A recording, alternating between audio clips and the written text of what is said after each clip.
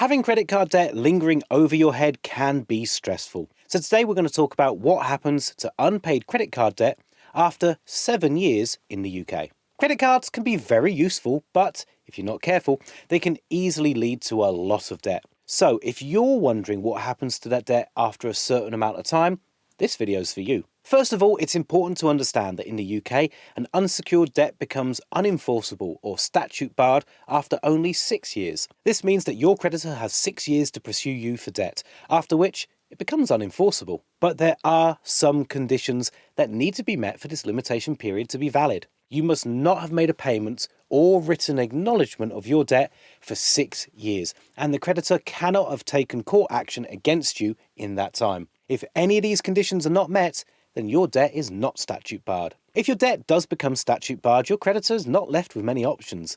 They cannot take a CCJ out against you, and it's even unfair of them to keep asking you for the payment. However, if you're unsure if your debt has become unenforceable or not, I suggest you get a copy of your credit report. Your report will show if the debt is still on your record or not, and you can take action accordingly. Remember, it's not your burden to prove that the debt is unenforceable. It's your creditor's burden to prove that the debt is enforceable. So if your creditor keeps asking you for payment, ask them for proof that the debt is enforceable. And one more thing, if you do manage to get your debt statute barred, it will be removed from your credit report after 6 years. This will give you the opportunity to work on improving your credit score. So if your debt has become unenforceable after 6 years, you don't have to pay a penny. Let your creditors know this and let them know you're not paying them anything unless they can prove that the debt is enforceable. If you're struggling with debt, then there are a number of options available here in the UK. Some are free to use and others include fees, and each will have their own pros and cons. If you want to learn more about the solutions available, then we've created a really great form